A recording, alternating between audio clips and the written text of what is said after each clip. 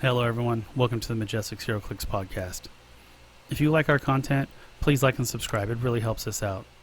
If you're interested in learning more about the Bronze Age format and the Majestix Open Series, please check out openseries.majestixccg.com. Also, if you want to learn about Heroclix strategies, tactics, and lists from the game's top players, please visit majestixccg.com/apex-insiders. Lastly, if you're looking for Heroclix singles, please visit our eBay stores at stores.ebay.com/MajestixHeroclix and stores.ebay.com/ClicksCollective. All the links for everything I just talked about is below in the description. And again, my name is Jeff, and as always, my new co-hosts, Clay Wood and Patrick Booth. What's How you up, doing, folks? man? Hi, everyone. Ooh, sorry we had to take a week off there. I had some family stuff going on, and it was good to take a little break. But we're going to hit it strong, we're going to hit it hard, and we're going to talk about a new topic that I don't believe we've really got into on this podcast before. We're going to talk about PULP. Right?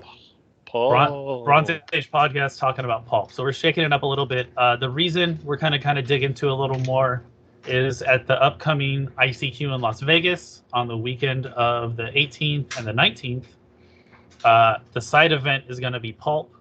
So we'll dig into PULP this week, and then next week we'll start looking at the Bronze Age team, kind of priming it, seeing what you think we're going to see at this event. So gentlemen, you guys are much more versed in the PULP format than I am. Where do you guys want to start off today?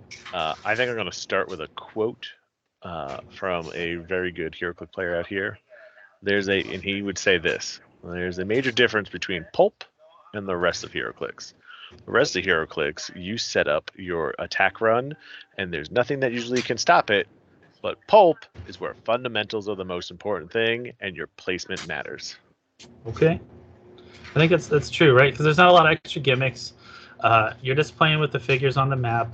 With the new set, there's two equipment that I believe are legal for PULP, right? There is no equipment. Oh, that's right. There's no equipment, even though they have like the uncommon or whatever rarity. Correct. Even though they are technically correct in the rarity slot, they are still equipment, so you can't play them. See, I'm learning as we're doing this. I love it. All right. Do you guys want to check out? I had to look it up myself just the other day, and it is characters only. Yep. Okay. Yes, Okay. So, and that's correct, because a lot of other podcasts make that mistake. They think you can play motorcycles, but you can't. I wish, right? That'd be too good. All right. Why don't we start off with looking at the meta page on HC units? I'm going to share my screen. Clay, do you feel it would be more accurate to look at the... Can you see my screen? I was going to say, yeah, more accurate to look at October versus November. Okay. You guys can see the screen. Everything looks happy. Oh, look, it's the Queen of PULP at number 1. Yeah, dude. So right off the bat, Poison Ivy is bae. Like, I even know this, right? Because she's so good in Sealed. Yeah. But that doesn't mean that all good things in Sealed are good in PULP. 100%. But she is a very good drop flurry, 11 for 3. Mm-hmm. All right. And okay, we don't have the function that I can look at similar figures with her. We're just looking at the meta units. Okay. What do you guys think of Poison Ivy? You think she deserves to be number 1? Yes, very much so. There's a lot of figures that are out there that combo with her very, very well. That can just get her across the field. Perfect example was the number 6 on this list on this screen I'm looking at.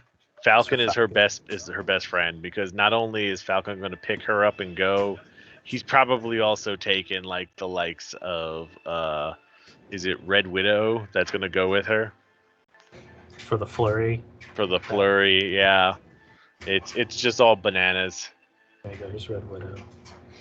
Yeah, very good. Yeah. What do you think, Clay?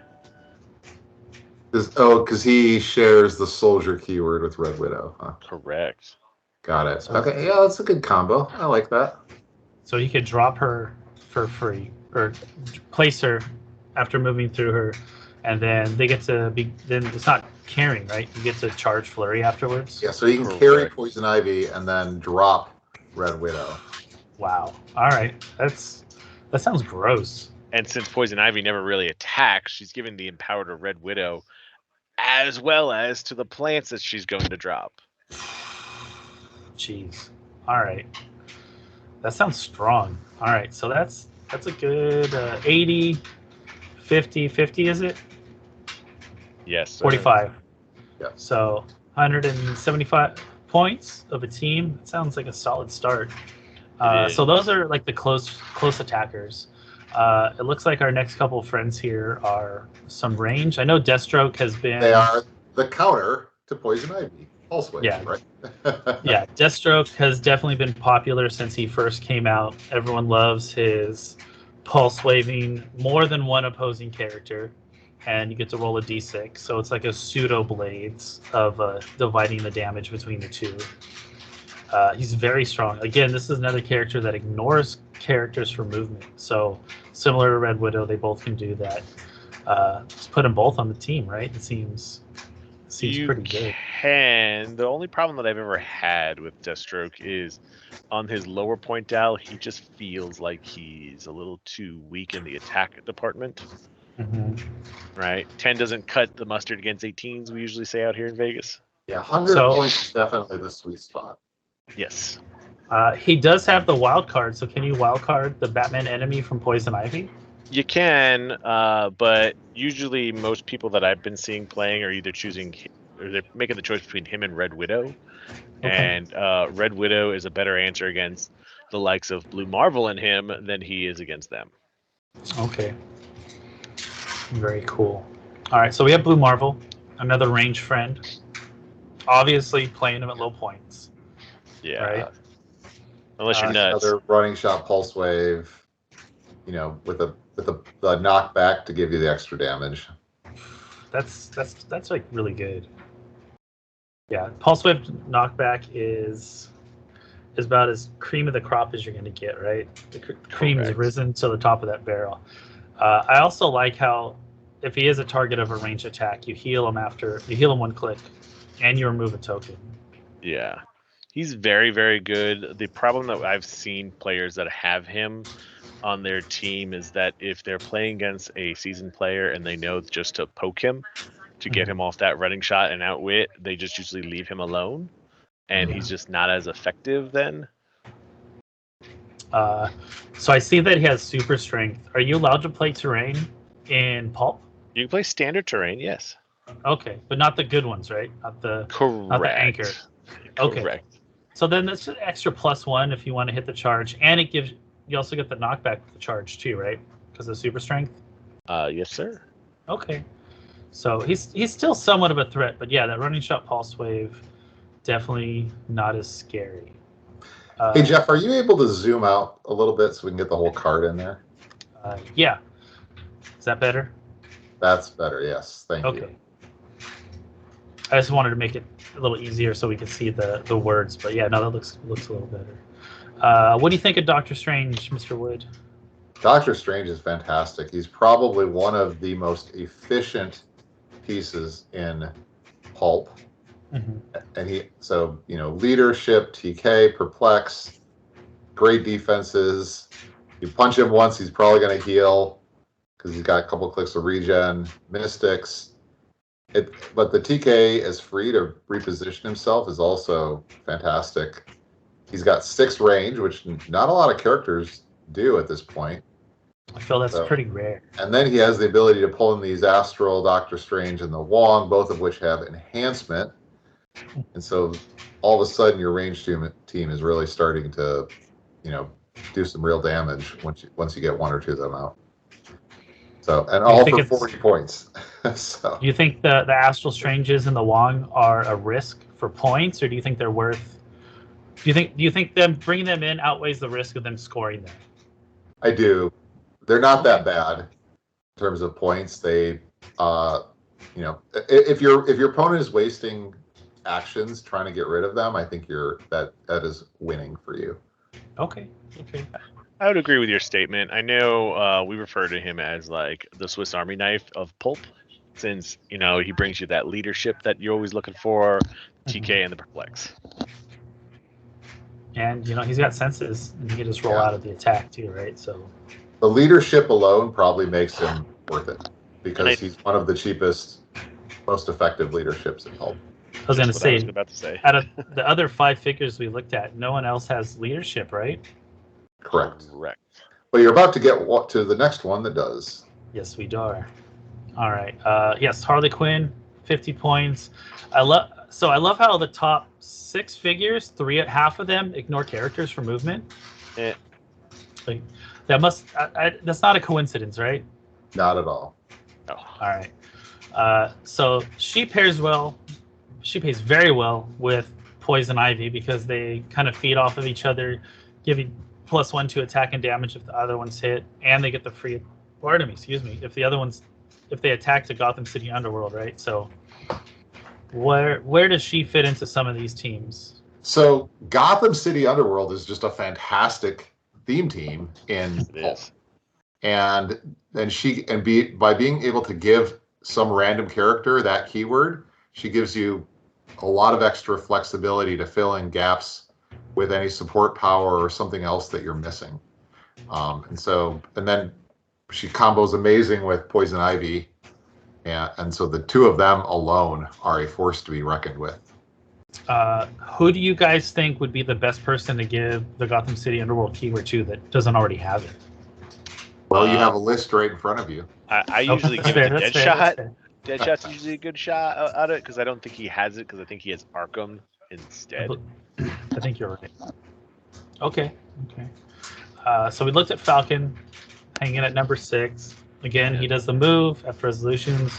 Choose a standard friendly character that shares a keyword with Falcon that he moved through during this action. If you do, place them adjacent to him. That's one of the things I was going to say about Falcon that people usually don't think of when they put him on your team is you get wild cards on your team like Deathstroke. He totally provides that Avenger team ability bonus, yeah. And it's just they're like, oh, why is that so good? Because well, guess what? I mentioned before that Deathstroke has the problem of the 10 attack. Well, put a Falcon on your team, and then now you have 11s, and 11s can hit 18s better. Very true. So it came up. I had a rules question come up in one of our league games last Monday. So if you wildcard the Avengers, you still get the +1 attack. Yes. Yeah, because of the ability, it says for all characters with this team ability at the beginning of the game, choose a team ability. Yeah. So that's like a global game effect. That anyone that copies it gets a +1 attack against that TA. So it was an interesting question because it kind of took them a little while to understand why. But so yeah, like you said, copying it is a huge advantage, right? Because before Avengers go +1 movement, right? That's poopy. And it was only during I think move actions, which even made it worse. Yeah, like vanilla moves. Yep. All right, you guys are talking about Deadshot. This guy is scary, sneaky good. That guy slaps is what the answer is. So, if you're playing him with the Doctor Strange, you talked about getting a bunch of enhancements. How do you guys think that plays out? So one of the things we've been discussing out here is that if you wanted to go off of the target ability that these guys have, Pulp is the place to really do it. Because a lot of the primary guys that you're going to use during a target team are already pulp oriented. And this is why Rage. You use him. Rage is Aurora. You may not get prime talent, obviously, because of, no primes in pulp. It's good to know. Right, so that's okay.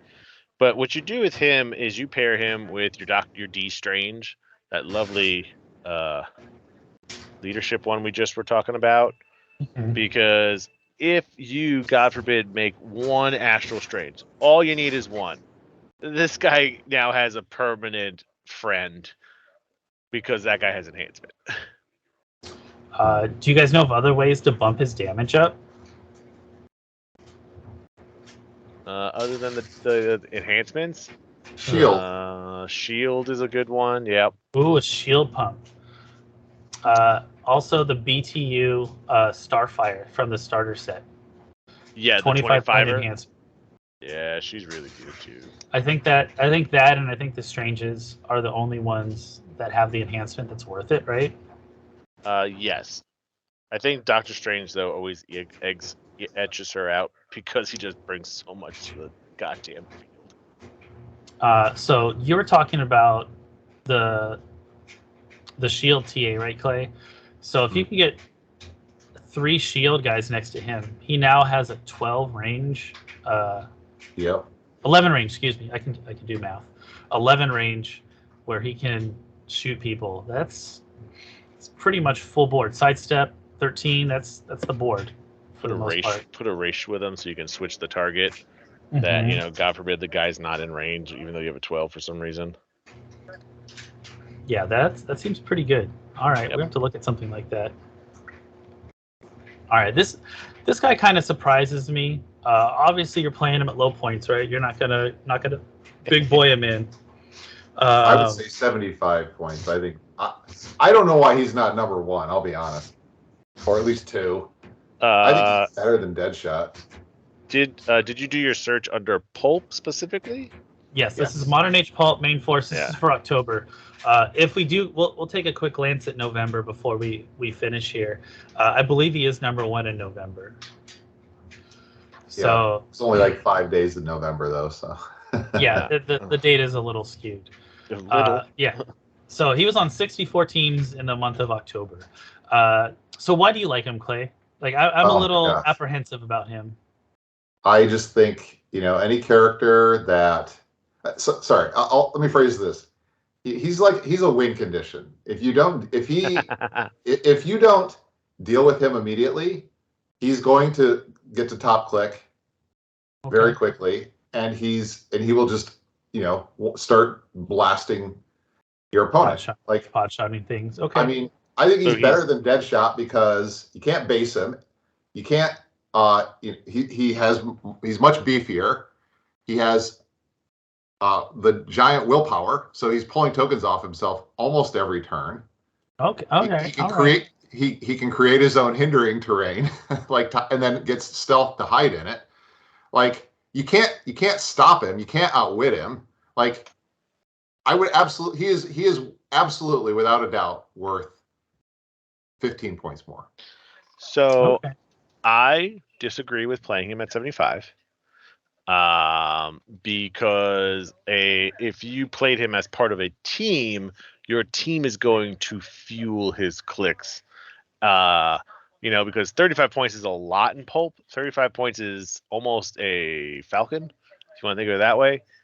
And I usually like using him as your second wave, if you want to call it that. You could totally do that. But regardless, I don't know why. I still stand by my statement. I don't know why he's number 1 or 2. I have a theory on your answer for that, though. My theory is because everyone sees him more as Black Lantern team. I need my chases. No chases means he's not good. That's why a lot of people probably are not thinking of him for Pulp, because his only Black Lantern friend is Black Hand, and I'm assuming he is not even on this list. Or not even in the top 25. So, I do see what Clay's saying, because the Black Lantern team does not work without Necron. Correct. It does not function whatsoever without Necron. So just him, I see what he's saying. Him healing by himself definitely makes him a threat. But I do agree with what Patrick said, is how you can play him at the lower points, and then anytime opposing characters KO'd, then he heals, and then he can start kind of taking the pod shots and healing himself with those KOs. Mm-hmm. All right. Yeah. No, he's great. I see it. He's totally fine even at 40 points, just because you get prob, and if you just keep him in the back, hiding, in the stealth, just ramping up his dial, he's, and then because if you kill half the opponent's team with other stuff, and then he heals up to top dial, that game is over. You're not going to be able to. You can't kill him with half a team. And who outranges him? besides Deadshot, right? And you have to That's move it. up Deadshot That's it. very far. Yes. Okay. All right. I'm sold even on like him. the guys that I've played that are shooters, like Common Superman from BTU. They may be able to outshoot him, but it's not going to be that effective. And you're going for the 40-point guy versus the rest of the team, right? Correct. That's like the real thing. Is like, all right, I have 260 points for you guys to go after, or how about my 40-point prob? I was Right. gonna say, like, I'm an idiot. This guy has prop. Like, of course he should be on the team. Gotham City Underworld. Here we go, guys. Yeah, you can do that. Now here's the thing. Like, he's so with Poison Ivy, it's pretty easy to get her across the map. She has exploit, and so she can just tear through that invuln. Mm-hmm. And now, so I want to skip ahead a little bit. I actually think the thing that he pairs the best with is number 18. Oh, okay. And I don't know why Manifold is this far down the list, because he is crazy good. So now you put him next to Necron, and now Necron has combat reflexes. They both have stealth. Yep. So you can't. So trying to Poison Ivy kill Necron is really, really hard when they all have combat reflexes. So I love that you brought him up, because one of the things that we've been chatting about a lot in town is who's the best carrier for him without Poison Ivy. Oh, hands down. Right? It's him, because you pay 75 points for him.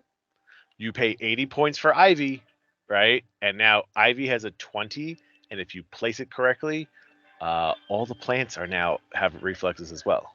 And then you also said, we also talked about shield. Well, here's your shield. Yep. Okay. And then you play the next character on the list. Bloop, bloop, bloop. Oh, it's a wild card with enhancement. It's a good. Dude, why didn't we talk about him for the enhancement? Because I think he breaks the theme that we would need for assassins or whatever. But yeah, like, so now you have your enhancement plus, your 2 shields. Good, too good. All right, I like it. Ooh, Orb. We'll get to him in a little bit. I think Orb didn't make it on enough because the set dropped kind of late. Yeah, he's brand new. He shouldn't count anyways because he's not modern legal. So yeah. All right. Red Widow. We talked about her earlier. She's just a straight up charge flurry exploit piece. 12 for 3. Like, doesn't get much better. And again, she has stealth, ignores characters, blades. And if she once per turn when she uses it, she rolls a 1 or 2. After resolution, she may make a close attack. So technically, she could get 3 attacks a turn. Yep.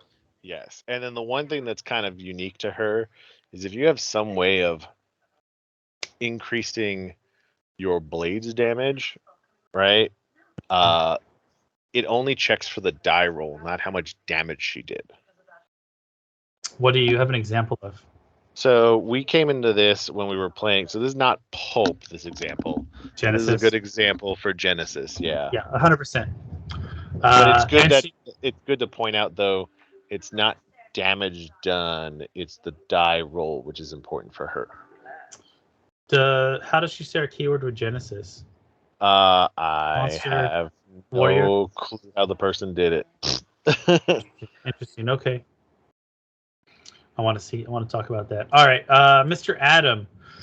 So, are you guys thinking full points, low points? This guy's butts. I never like Black Adam, and if you like these super tentpoles, more power to you. It's not my play style, but I'm assuming that somebody probably either played him as a 200-point just brick shithouse and tore through it, right? Because he's power cosmic mystics that goes, I'm in your face, and now start hitting me. I'm going to mystics your entire team. Because the one thing in Pulp that's always out there is that since you're playing these guys that are common, uncommon, rare, they tend to be a little short-lived, and this guy is just the opposite of that. So, and he also deals 2 damage to the attacker. Correct. Or they played him on his lower points, and they suckered people into hitting him. Mm-hmm. With, I think he has Mastermind on those defense abilities. So no, it's he has Invincible, and then friendly characters within range can use Mastermind. friendly characters within range and line of fire, can use Mastermind, but only target Black Adam, regardless of age. Which then just activates his Mystic Team ability even more. Yeah, so he deals 2 to the main attacker, and then 1 pen to every all opposing within 3 squares of the attacker. Yeah. So if you're smart, you spread out and you can avoid it, right? Like it should be, if you know what he does and you can read, it should be avoidable enough, right? Reading is fundamental, and there's too many people that just don't know how to do that. That's fair. I think he's higher than he deserves to be. I don't know. I don't. I'm surprised he's so high. I don't know if people are playing him at 2 or 100. I'm surprised there. I think he's the easy tent pole to go to if you don't want to think. Maybe. Yeah. Right? Yeah. Like hypersonic out. Boom! I hit you for 5. Okay, what can you do? You TK him out, and he hypersonic speed and just obliterates a guy, and then goes, "Hit me, see what happens." Yeah, like he's in your face, and like the whole team is together, right? Like that's a strategy, but it ignores blocking, so the barrier, you can't really barrier him out. I haven't seen any barrier pieces yet so far in the pulp. Maybe we can do a search for that in a little bit, but I definitely think this guy's kind of poops. I don't see him making it very far in an event. All right, Rage, he's pretty much specifically on the assassin team, right? Yeah, he doesn't really do a whole lot other than like his assassin target like manipulation. Red Widow and assassin, she is. Yes. Okay, yeah. so she can go. He pairs really well with Deadshot, right? Deadshot kills the target. He gets to regenerate the target. And so you could just kind of keep farming points from low point figures. Yeah, and the assassin team, it kind of sneaks up on you because you're like, oh, cool, I killed 100 points. He only has 80, but he's killed 3 targets, and your opponent's like, oops, that's an extra 75 points there, And he gets the gen guys, right? Yes. All right. I think it's a little too expensive, though. I don't know. I feel like, Like he's specifically for the assassin team. You're not playing him on it. Like the other figures we kind of looked at, I'd say 9 and up are pretty versatile, and you could fit on a lot of different teams, right? He's specifically assassins, right? You're not putting him on anything else. Yeah. He'll probably still always stay in the top 25 as long as Deadshot's up and like above him, I would assume. But I would not be surprised if, like, when Wheels of Vengeance comes out and we start tracking November, you watch him drop like 5 positions. I would imagine so. And we have the Goon at number 12. Cheap and power, baby. Yeah. Plasticity, poison. He makes Poison Ivy just that much better. Mm-hmm. Yep. And does he share a keyword with Falcon? That's the question. No. But you can make him Gotham City Underworld. Ooh, you could. All right, so that's a thing. All right. So this guy specifically for the Gotham City Underworld team, I played a version of Pulp with his. It was basically my SEAL team from Worlds, but instead of Two-Face, I put him on here. So all my little bystanders that I pop out have Mystics. All the plants are Mystics now. Is annoying. Him and the 25-point Harley's really good. Where now they're all Mystics and Suicide Squad. Do you guys see him fitting on anything else? No, he's butts otherwise. Okay. I mean, but he's fantastic for what he does. Like he's just expensive. He definitely makes the Gotham City Underworld teams sing. And he's a super tie-up piece, like shape change super senses, right? Yep. And poison. Classic. Like he's gonna lock you down. You're gonna get the rollouts. It happens. This guy, all right, leader. So he's got that super mind control. When he uses it, he ignores hindering, elevated, and characters for a grand total of 6. This guy definitely needs some shield friends. He's got prob. I was gonna say he is your replacement for Doctor Strange. Interesting. If you don't need a leader, like a leadership. Play if you already have one. I think they're both fantastic. I mean, totally. He's your prob TK, but he also is a huge threat with that mind control. Mm-hmm. So he's and super cheap. Nobody else other than Necron in the rest, before this had prob. Would He's you want to super cheap prop. Do you want to drop 75 points on support that doesn't attack? He absolutely attacks. Triple target mind control. Dude, he's attacking three people are attacking with his for just him, right? Oh yeah. So I guess my question would be, because I see what you guys are saying. If you paired him with Doctor Strange, I forget, is Doctor Strange a flyer? Because if then Doctor Strange just carries him around. He does not fly in Forge. Yeah. Falcon flies. Yeah, but Falcon's going out with your attacker, like your primary attackers, not your secondary and tertiary attackers. So right? My only concern would be, how can we get his attack up? Yeah. Because he's like 10's a little rough. So I know Strange has Perplex. Have we seen any other Perplexes as we've gone through? I don't think so, right? Not that it's effective. I mean, have we seen any Hydra or PD? I don't think so, no. We have seen a couple wild cards, though. So, the Gotham City Underworld thing, right? Is there a way to give wild card to anyone with Gotham City Underworld keyword? Because I know that those figures kind of do things with each other. I haven't looked into it too much. I'm just bouncing ideas. BTU ones all don't play. They play off of the team TAs. ability. Okay. The only ones that do stuff with the keyword are usually like Kite Man and some of the higher rarity ones. Like Ivy doesn't really do anything for Underworld other than like I get to strike back for free. Yeah. Same thing with Harley, right? They're more reactive rather than giving stuff. I'm just thinking if we can get him. I think you guys are overthinking it. Like, he's 35 points. He's not your main attacker. He is a threat. He doesn't need to be like a 12 attack. Okay. We'll just say he's tertiary. He's your prob TK. Yeah. No, you're right. You're right. I agree with you. And he's got TK, right? Yeah. Yes. Like 35 points. You have like, what? That's a seventh of your team. Or sorry, that's a not 1/10. A tenth of your team, yeah. Like a little more than a tenth, right? Like, yes. He is your 15%. Support but he's support that can be a massive threat if not dealt with. Mm-hmm. That's fair. Okay. No, you're right. I am overthinking it. Good call, Clay. I appreciate that. I'm always trying to maximum things, right?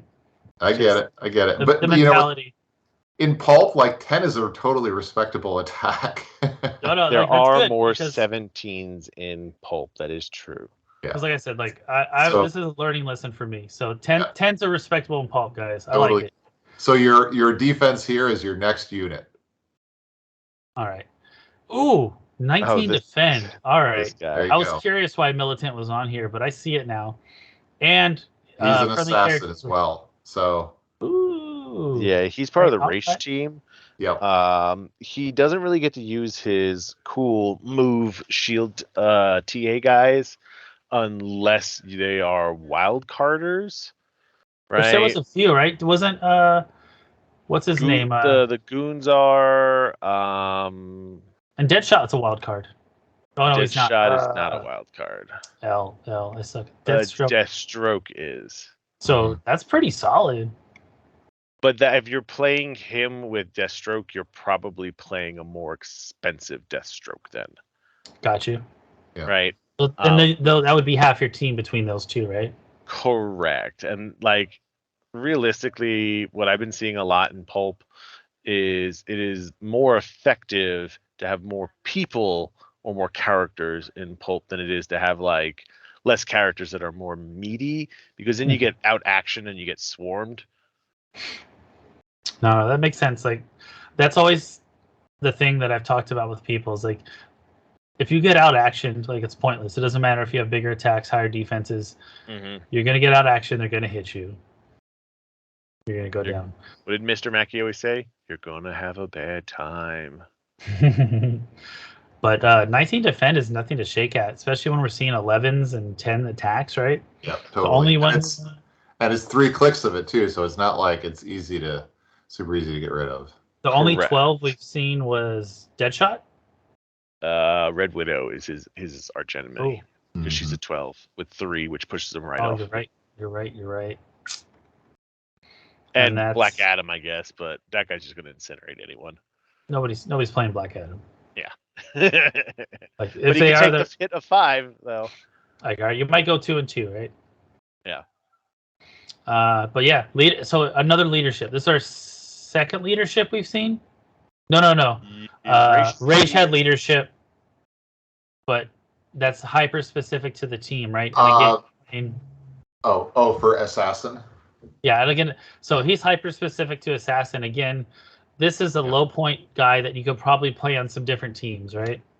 Yeah, you could swap him out for Raish and be like, you know what, I'm going to be okay with one target, and be like, I'm going to make an Assassin team that like he gives Deadshot the 19 and protects him. Plus, he's providing the Hydra team ability, so I can reduce some defenses a bit.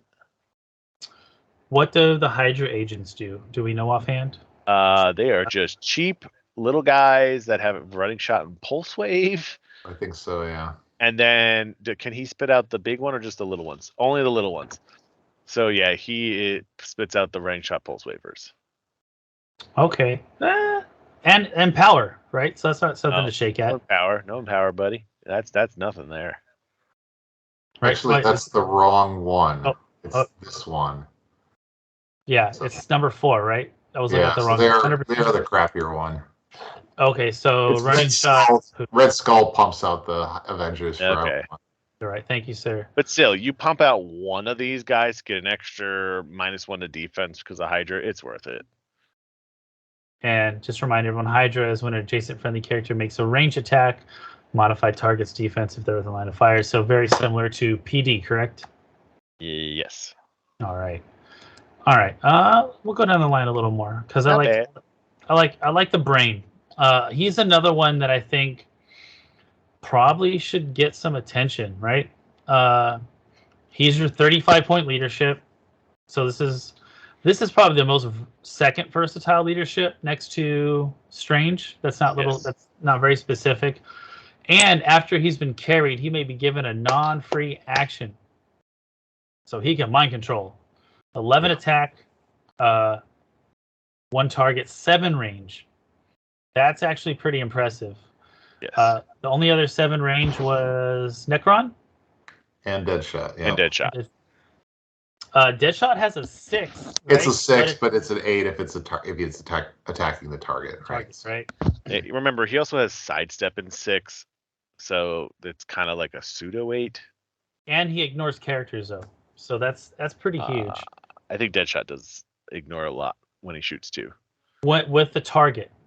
No, even without. Regular. Oh no, you're right. He does. Okay. So again, I think Brain's actually really good. He's been on my radar. What do you guys think? He's always been really good. I'm assuming he's on here for the Gotham City Underworlds, because you just bring him into the keyword, and now he's getting all the cool stuff from all his best friends because they're gonna carry him, right? Like you can make use of that. Like I was saying before, I don't really like that 50-point Joker unless he's on a Gotham City U 100%. team, because then it gives him all the mystics. But you can use the Joker to carry this little guy around, and it's a nice little 85-point combo where it's like, all right, Joker's doing his thing. He ties people up. How's the Joker carrying him? Because he's tiny, the Brain. You're right. I see that now. Good call. All right. He carries him around. He places him for the outwit. He does the cool mind control. Joker becomes a taxi that you're like, I got to kill a 50-point guy with super senses and shape change because otherwise I'm going to get it masterminded to him. And he's already a mystic. So now I'm punching a mystics with shape change and super senses. This sucks. Or you waste an outwit on him and finish off a 35-point little guy and take your poison. All right. Yeah, I feel like he should be higher. I think that's the first one I felt should be higher. What do you think, Clay? I think his issue is his keywords are weak. They don't really work particularly well with all the other stuff that we just saw. So that kind of brings... And because he needs to share a keyword in order to use his non-free action after being carried, that's his liability. He has to be carried. Okay. So Yeah. the mastermind he has to share a keyword with because he's low points. Yep. And he has to be carried by someone that he shared a keyword with. Okay. Yes. I see it. I see the issue now. This is why he's so low. So he could become better if the meta game around keywords changes. So that's my take. Quick little side note. How important is theme team in Pulp right now? Not at all. So is it better to play theme, or do you think just playing all the best stuff is going to be your ticket to win? I think theme is okay, but it doesn't. So there's one team that I think it's really good that we haven't talked about at all, which is Monster. Hey, okay. Monster's so versatile. And the reason why it's so good is because there's a few figures that are further down the list, particularly Solomon Grundy. And we now have a map that's effectively all water. Yes. Solomon Grundy is really hard to kill.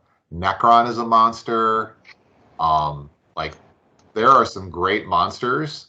And if you can win map, put them on the water map, you're in good shape. That's the team that theme matters. I think when we hit November, just a quick glance at that, we'll see more of the monsters show up. Oh yes. All right. I would agree with that statement. So, all right, Cyborgman, another taxi we talked about specifically for Gotham City Underworld. He benefits the most. Other than that, he can carry 2, but 2 for 45 points with a perplex, I feel is a little overcosted. Oh my god, why would you play him and not Manifold? 100%, right? Or Falcon. You just like, what are you doing? All right, so keep on moving. Manifold, this guy. We already talked about him. We already carry 2, too good. And then Black Mantigoon we talked about. Mm-hmm. And I think we'll be good. We'll take a quick glance at top 25. So who do you think should be in the top 20 who's not? Maybe you can scan down the list. Oh, sorry, that Aquaman is a monster and also ridiculously good. The tentacles, on the water map. Can you play team ups in? No. In Pulp, no. Okay. No, but he doesn't need it. Because So let's circle back to this because I want to show you Corey Franklin's team in the recent Gong Guy 2v2, who played a really cool monster team, and we can talk about the synergy there. But let's answer this question first before we move on. So what do you think? So I have my own answer, but I'm curious what you guys think. Who do you think down this list should be higher up? Khazar. Khazar's very good. Yeah. I haven't seen Common Superman yet. I don't know why he's not on this list. The fact possibly Auntie May. Lex. Why the hell? Lex is the one I was going to say. I think Lex pairs so ridiculously good with Necron. It's just disgusting. He gives Necron that unoutwittable outwit with some monster range that can see over and through everything.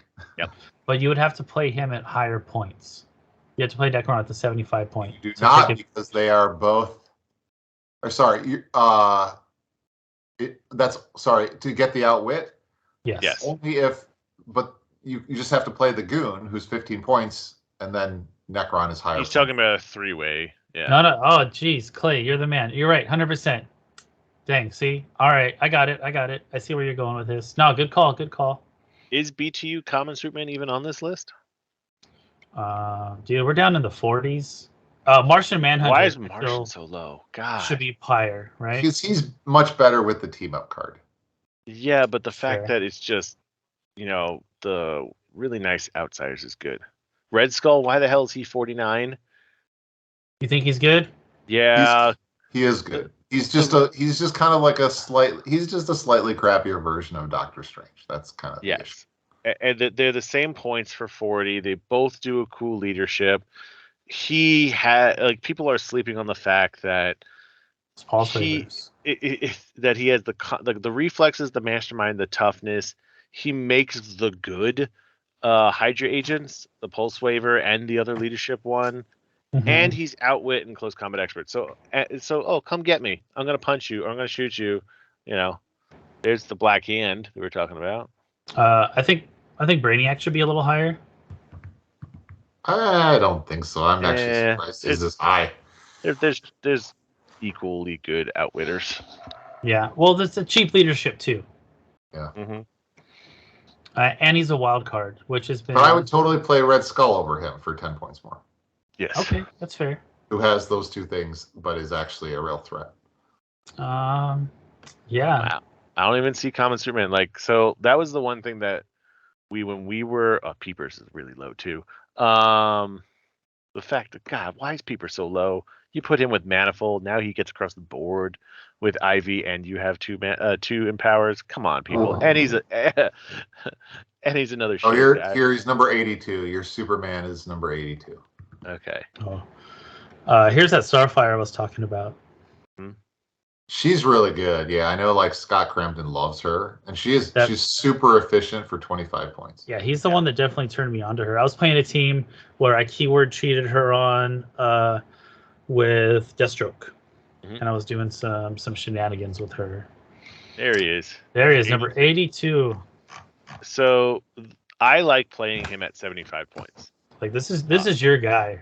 This is my dude. The reason why I like playing him at 75 is multiple reasons. A, he's got the rally die manipulation, so God forbid you roll like garbage, he's going to pull action tokens off of people. 2, he provides the Superman team ability to your entire team if you have wild cards, and he's a wild card himself. So forget stealth. 3, he's one of the only characters that I've seen so far that blows up Brown. How many times have we played on 2x2 maps where there's lots of walls and shooters just having a rough time? Let him running shot right through some walls and shoot some people. And the biggest reason why to play him, right, is the fact that when he hits somebody, you can choose that they can't use stop. Yeah. How many of those top 5 to 8 guys have a stop click? Well, there's only one that matters. And it's Blue Deathstroke. Marvel and Deathstroke, actually. Yeah. Right? You hit either one of them because he does 4 damage when he shoots. And if you've put a JLA or an Avenger on the team, now he's a 12 for 4. Blast him and watch either one of them just incinerate. And he can carry around an enhancement. Yep. Done. Now it's 5. Congratulations, you just incinerated anybody. Black Adam who? Yeah. All right. So let's take a quick look at November, and then we'll dig into the teams from Gone Guy.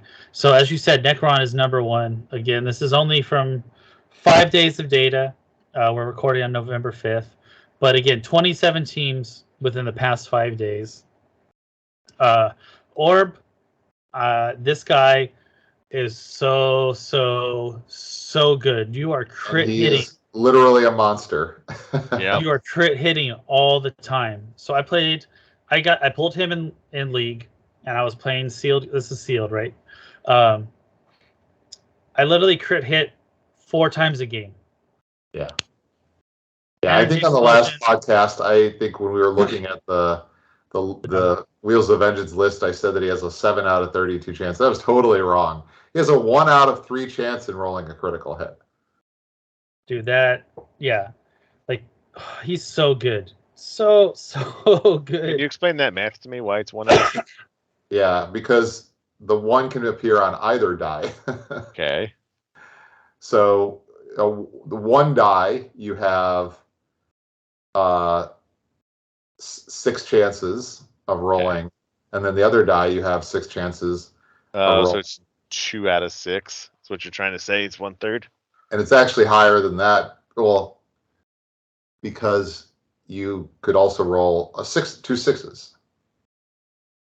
That is true. You're 33% chance. I think that's so. I think that's on top of the double ones, right? So that would be 36%. Sorry, so it's the 2 1s would be there are 11 combinations, and then the critical hit itself is the 12th, and so that's 12 out of 36, which is 1 out of 3. Yep. Okay. That makes sense. Oh, that guy's a pain in the butt, and he has energy explosion when he does it. And you're hitting, and they're knocking him back, right? Yeah, because it's still a crit. It's a crit. Yes. Or because they're doubles. Yes. It's the doubles that make it knockback. So you're turning it into 1s. double ones, which is still knockback. Yeah. Yeah, this guy's he's going to see a lot of play in Pulp. Amazing. Another new friend is Blackheart. Yep. So I was initially disappointed when I saw him compared to our other Blackheart, because that guy is very good. But he does some cool stuff. So free, choose up to 2 adjacent friendly characters with a monster or mystical keyword and place them in a square of hindering terrain within range and line of range, then place the chosen character adjacent to Blackheart. So he gets to port over 2 people within 5 squares, right? That were adjacent to him. And that are adjacent to him. But that can also be increased. So you know, I was going to say shield that up. Whatever, so that could be 8. And it is just a square of hindering within range, so it's not even line of fire.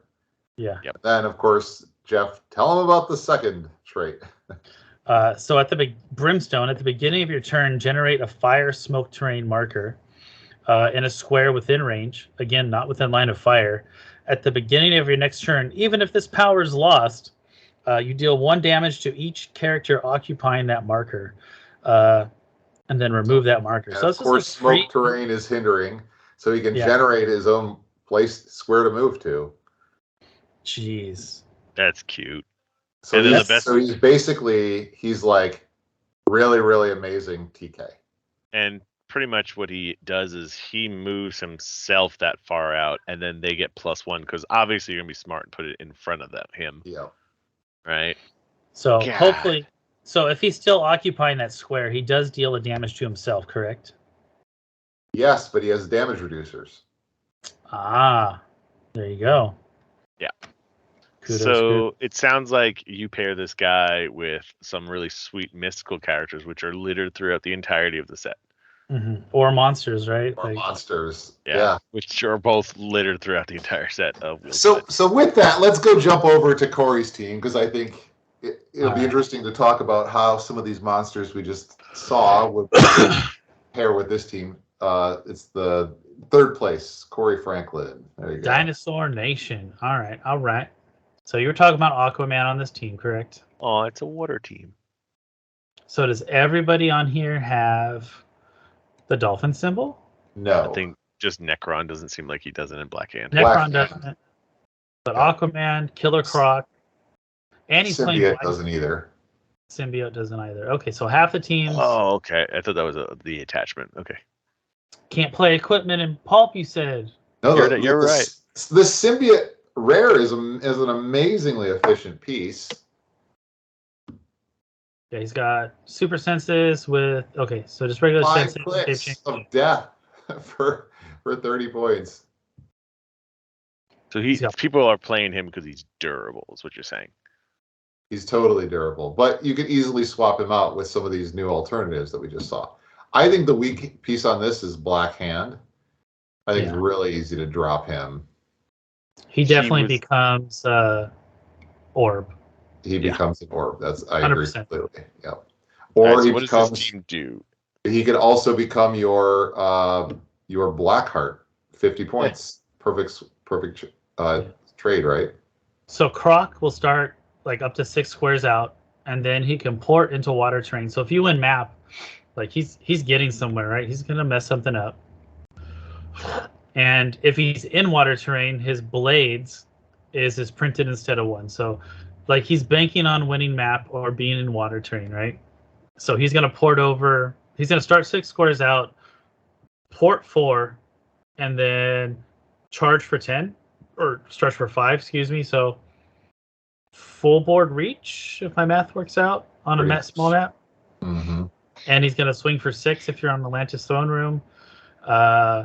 Aquaman has those tentacles that we talked about, and then he also gives empower to anyone with the dolphin symbol on the map, right? So I think it's still better to roll the blades for Killer Croc if he's on the water map, but if he's not, then you go with the empower, right? So it's kind of a backup plan. Or if you get like enough of the tentacles next to wherever Killer Croc is going, well, Killer Croc's damage is a 3. So he's almost always going to get a 3, but if you can guarantee yourself a 5, Like 2 guys with Empower. Why are you rolling blades? But look at the tentacle. Empower itself. And the trick is that if they don't occupy water, you have to KO it. But on the water map, who cares? Yeah, and then they have Quake with a giant reach of 3, so you just start spawning those things all over the place. Like, I mean, what a nightmare of a team to deal with. No, Corey always has very thoughtful teams. Like, I like it. I thought it was great. I loved this when I saw it. Yeah. Second Killer Croc, and he does not have. So he's got Charge Flurry, but does not have speed if he occupies water terrain. Right. So again, 8 square charge, blades, and he gets through the shape change on those annoying characters. Yeah, dude, definitely. I like it. Very reminiscent of the old Suicide Squad killer, the shark guy. Yes, Killer Croc. Or no, Killer Shark. No. Is it King Shark? King Shark. Thank you. From Harley Quinn and the Gotham Girls. Yep, that thing was dope. And it had a sick ass sculpt. But now there's a map that really lets it sing. Yeah. All right. We'll take a look at the top couple teams here just to give some people ideas of what to play for this event coming up in 2 weeks, it looks like. So Miles Kane and Teresa Cobain got first place. That's impressive. Good job, Miles. Good job, Teresa. Detective team. Awesome. Teresa. So Martian did well. Fred, I love it. Passenger 4 with an 18 defend. Yeah, Roland, if you're listening I thought to this, that Fred is Fred is like really underrated. I mean, there are so few great taxis. Yes. And so he is a taxi without conditions. TK, leadership, defend. Like, boy, what a great piece. So why Mystery Machine's your friend, baby.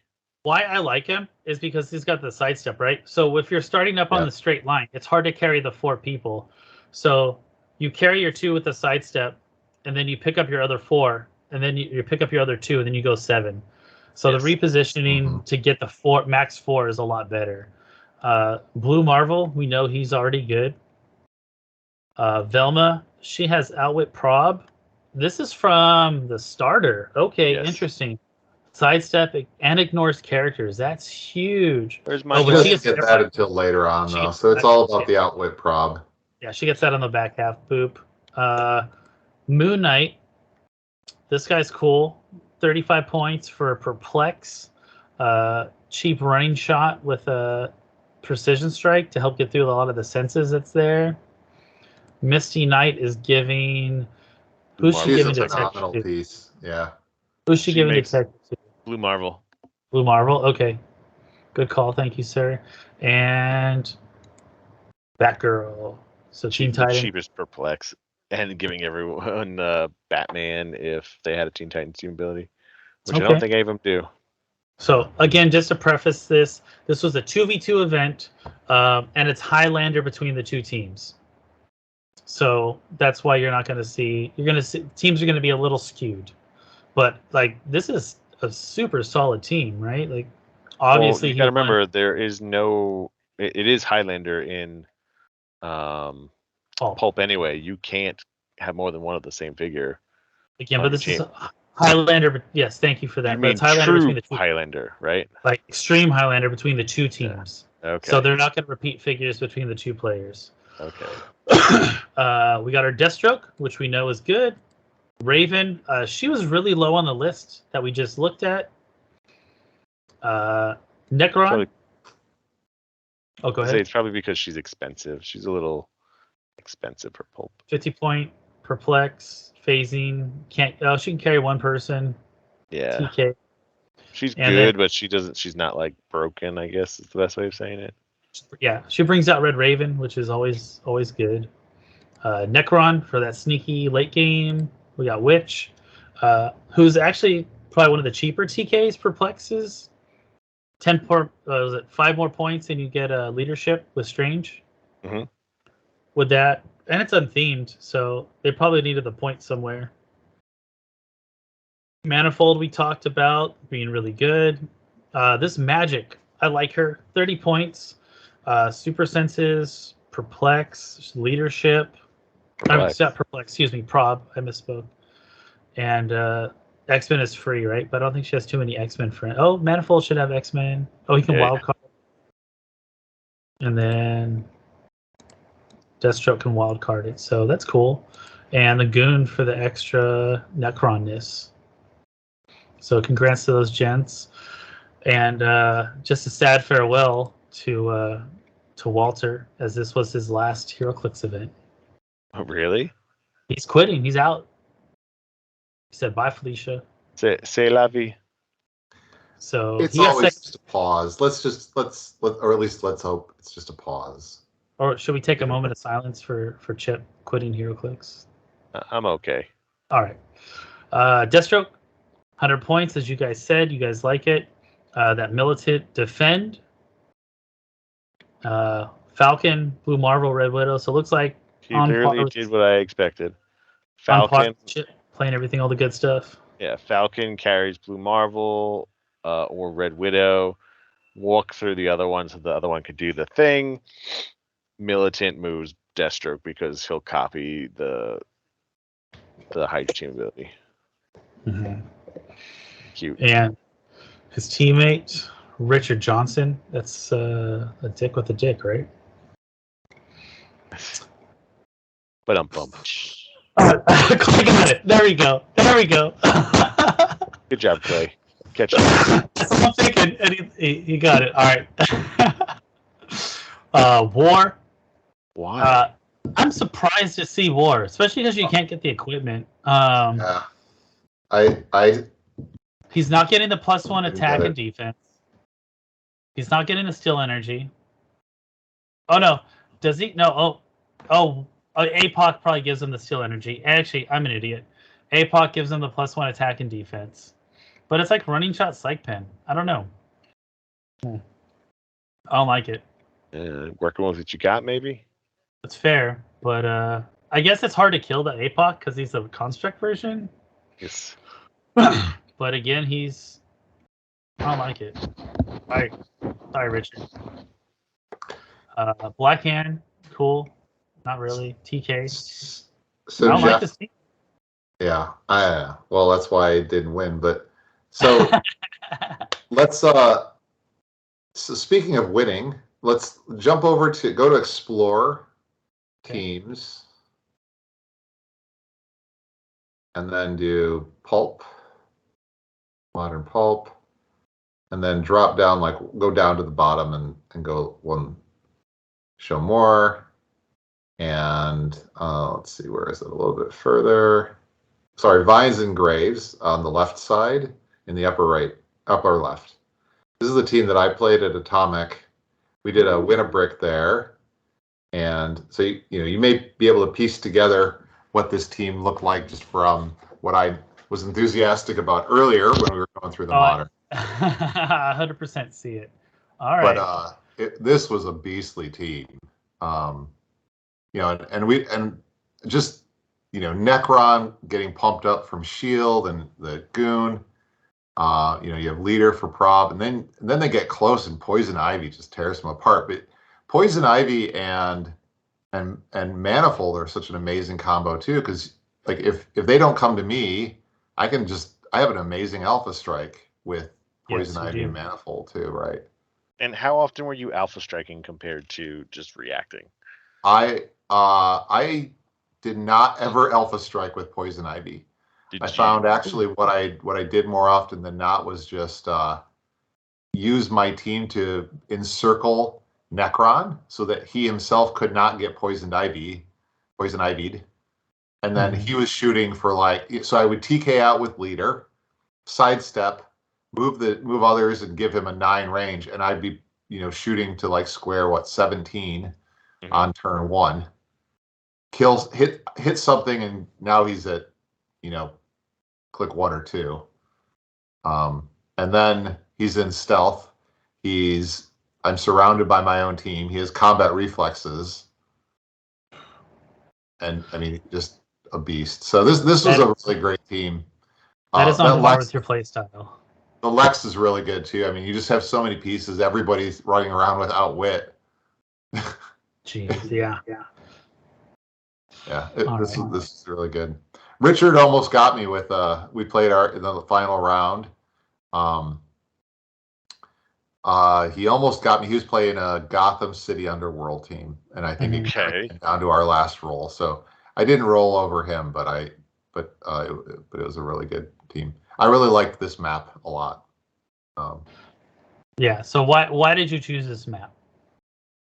So basically, I like the long map, so I can't get alpha striked, and it's outdoors. It has lots of annoying elevation, of which Necron does not care about at all.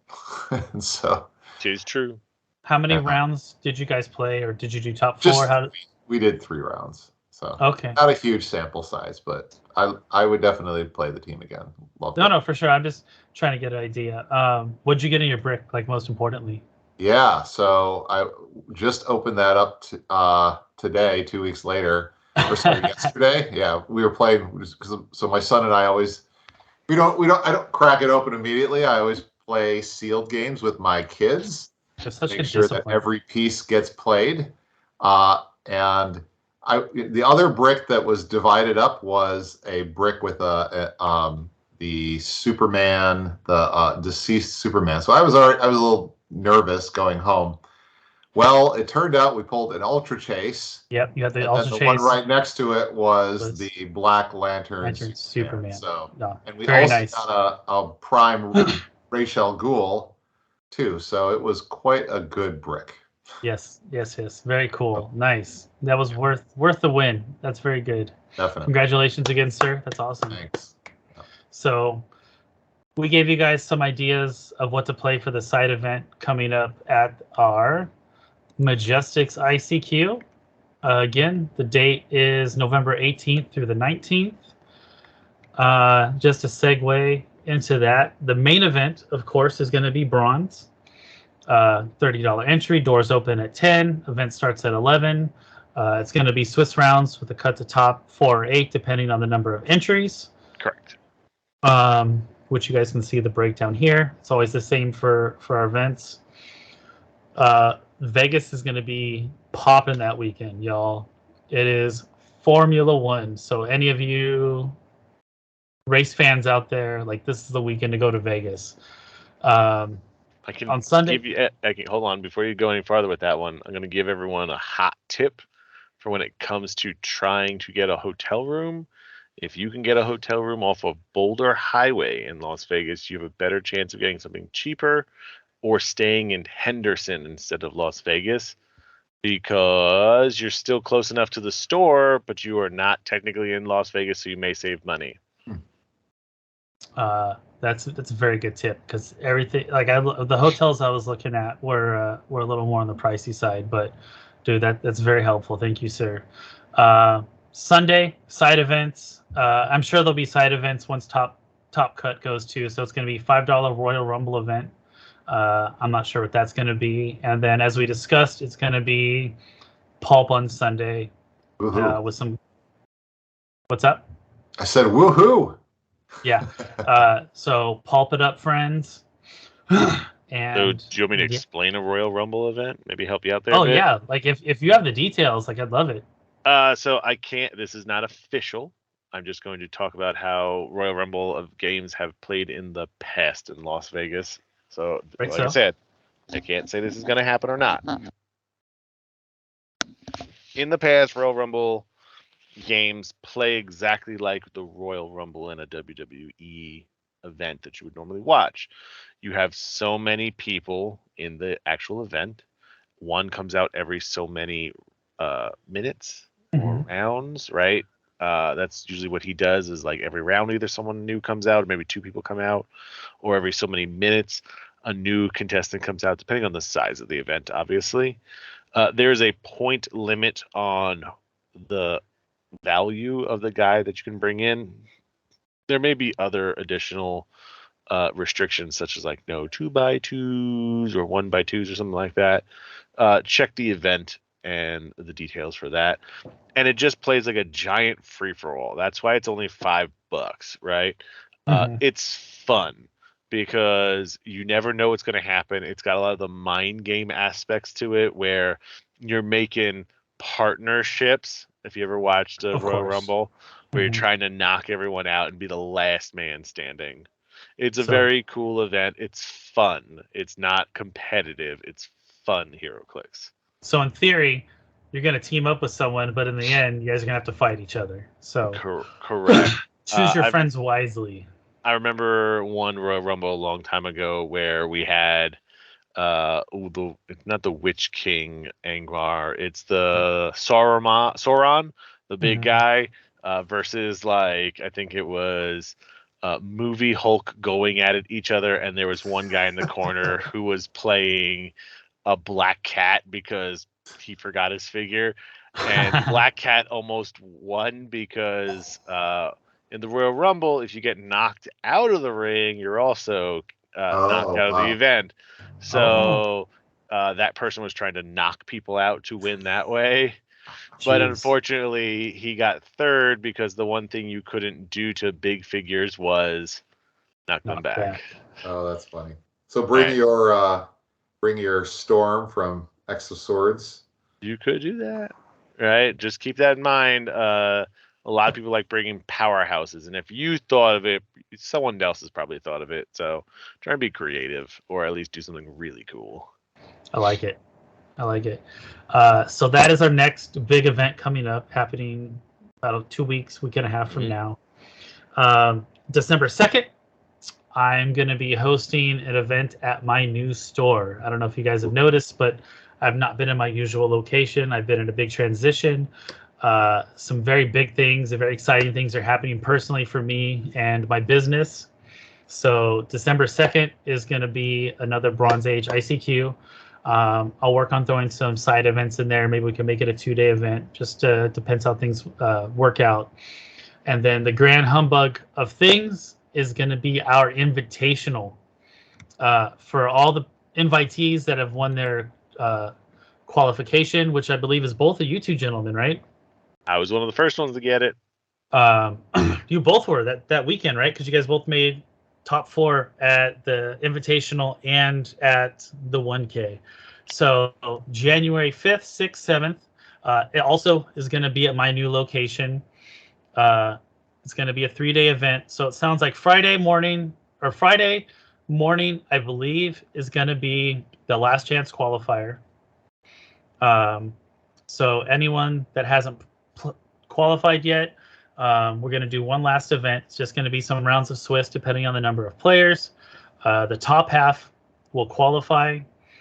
And then later in the afternoon, we're going to do Team Sealed.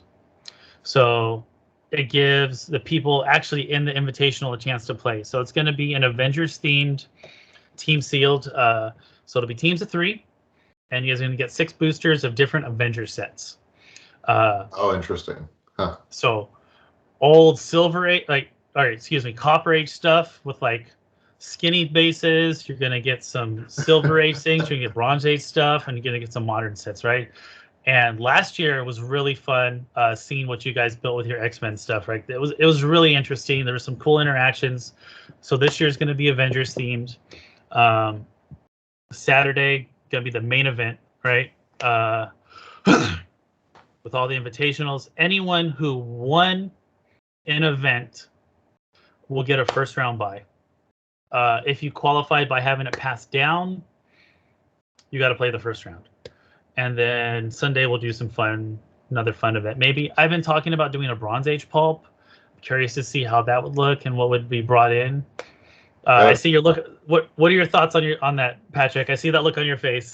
So we just recently tried Silver Age pulp out here, Yeah. and to be honest, I don't remember too many people playing too many Silver Age things in that because the problem with it is the point disparity. For Is sure. that newer age guys are way more efficient, and the only people that ever played anything that was not modern was because they did a cool effect. And unfortunately, as I stated before in the beginning, pulp is about strategy and placement and fundamentals, which doesn't work well with guys whose stats drop like rocks, right? Just because you do something cool, right? And the newer guys like, yeah, maybe I die faster, but my numbers are far superior, and now you're dead, right?